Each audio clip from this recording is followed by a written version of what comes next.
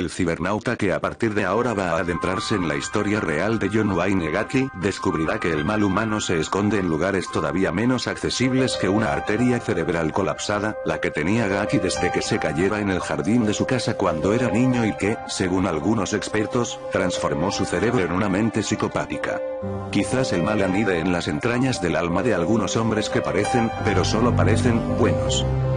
No cabría otra forma de calificar a un ciudadano tan ejemplar como John. Era un eficaz hombre de negocios, dedicado plenamente a hacer crecer su empresa de albañilería y decoración, a cuidar de su casa, a amar a su segunda esposa y a cultivar las relaciones sociales. El tiempo libre siempre lo dedicaba a los demás. Organizaba las fiestas vecinales más famosas del barrio, se vestía de payaso y amenizaba las tardes de los niños ingresados en el hospital local. Incluso fue tentado por la política y se presentó como candidato a concejal. Y lo habría llegado a ser si no se hubiera cruzado en su camino el joven Jeffrey Rignall y su tenaz lucha por la supervivencia. El 22 de mayo de 1978, Rignall decidió salir a tomar unas copas en alguno de los bares del Newtown de Chicago. Mientras paseaba, ya de noche, un coche le cortó el paso. Un hombre de mediana edad y peso excesivo se ofreció para llevarle a la zona de bares más famosa del lugar. Rignall, posado, despreocupado, acostumbrado a viajar haciendo autostop y, sobre todo, harto de pasar frío, aceptó la invitación sin sospechar que aquel hombre, en un descuido, le iba a atacar desde el asiento del conductor y a taparle la nariz violentamente con un pañuelo impregnado de cloroformo. Lo siguiente que Rignall pudo recordar fue la imagen de su nuevo colega desnudo frente a él, exhibiendo una colección de objetos de tortura sexual y describiendo con exactitud cómo funcionaban y cuánto daño podrían llegar a producir. Rignall pasó toda la noche aprendiendo sobre sus propias carnes mancilladas una y otra vez la dolorosa teoría que su secuestrador iba explicando. A la mañana siguiente, el joven torturado despertaba bajo una estatua del Lincoln Park de Chicago, completamente vestido, lleno de heridas, con el hígado destrozado para siempre por el cloroformo, traumatizado pero vivo. Tenía el triste honor de ser una de las pocas víctimas que escaparon a la muerte después de haber pernoctado en el salón de torturas de John Wayne Gacy. En solo 6 años, 33 jóvenes como él vivieron la misma experiencia, pero no pudieron contarlo. A veces, el camino hacia el mal es inescrutable, se esconde y aflora, parece evidente y vuelve a difuminarse. Toda la vida de Gacy resultó una constante sucesión de idas y venidas. Fue torpe en los estudios, se matriculó en 5 universidades y tuvo que abandonarlas todas. Sin embargo, terminó su último intento de estudiar ciencias empresariales y se licenció con brillantez. Hasta llegó a ser un hábil hombre de negocios. Se enroló en cuantas asociaciones caritativas, cristianas y civiles pudo, pero mantuvo una oscura relación con su primera esposa, llena de altibajos y cambios de temperamento. Tuvo 2 hijos a los que amó y respetó, sin que eso nublara un ápice su eficacia para atraer y matar a otros adolescentes. Resulta, incluso, paradójico que un hombre obeso y aquejado de graves problemas en la espalda fuera capaz de atacar, maltratar, matar y enterrar a jóvenes llenos de vigor. Pero lo hizo una y otra vez, hasta en 33 ocasiones.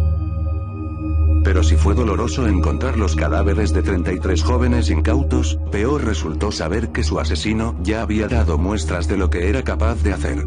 Poco después de casarse por primera vez, comenzaron a circular insistentes rumores sobre la tendencia de Gacy a rodearse de jóvenes varones.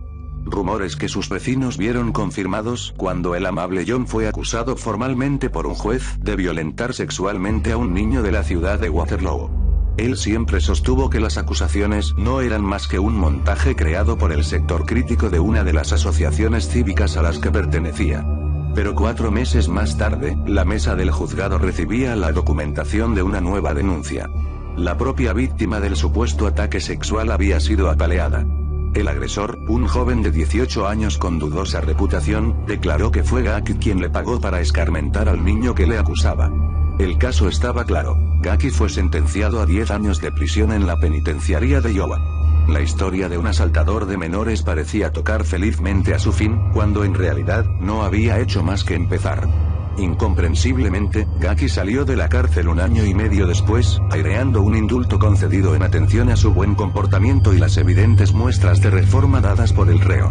El juez no tuvo duda de que aquel preso de 27 años se había transformado en otro hombre. Lo que no supo hasta 3 años después es que el nuevo John Wayne Gacy era aún peor. Gaki no solo se las arregló para engañar al juez, también engañó a los vecinos de Sumerdale Avenue, que lo acogieron en su segunda vida. A Lily Grexa, una mujer divorciada y madre de 2 hijos que se enamoró de él y aceptó su propuesta de matrimonio. A los clientes de una brillante empresa de reformas, de albañilería que él mismo montó y, lo que es peor, a decenas de jóvenes varones que acudían a casa de Gaki bajo la promesa de un trabajo bien remunerado como albañiles. La vida social del hombre que los fines de semana se vestía de payaso para entretener a los niños enfermos en varios hospitales subía como la espuma. 2 de sus fiestas más sonadas, una al estilo vaquero y otra hawaiana, llegaron a congregar en su casa a más de 300 personas. Todas regresaron a sus domicilios comentando 2 cosas: lo agradable que era aquel ciudadano regordete, bonachón y trabajador, y lo mal que olía su jardín. Porque era la comidilla del barrio, que un terrible hedor fluía por las calles cercanas a la casa de Gaki y su segunda esposa. Esta estaba convencida de que bajo las cañerías de su casa había algún nido de ratas muertas. Él aseguraba que el olor se filtraba desde un vertedero cercano y siempre estaba posponiendo una supuesta visita al ayuntamiento para tratar de arreglar el problema. Ningún vecino supo reconocer el tufo de los restos humanos, por eso, ninguno llegó a sospechar el acontecimiento que estaba a punto de sacudir la armoniosa vida de Sumerdale Avenue. En diciembre de 1978, la madre del joven de 15 años Robert Piest empezó a impacientarse al ver que no regresaba del trabajo. El chico se ganaba un dinero extra ayudando en una farmacia, y estaba a punto de entrevistarse con un tal Gaki, que le había ofrecido mejorar su situación si trabajaba como albañil para él. La desaparición de Robert fue puesta en conocimiento del teniente Cozenzag del departamento de policía de Des Plaines. Entre sus pesquisas, el agente hizo una llamada a Gaki, ya que su nombre aparecía entre los papeles del chico. Por supuesto, el ciudadano Gaki no acudió a la cita, se excusó diciendo que estaba enfermo, pero se presentó voluntariamente en la comisaría al día siguiente. Para entonces, el teniente se había encargado de estudiar el historial penal de aquel hombre, sentenciado e indultado por asaltar a un menor. Aunque Gaki negó cualquier relación con Piest, la policía logró una orden de registro de su domicilio en la que se incautó del más completo arsenal de instrumentos de tortura jamás visto en la región.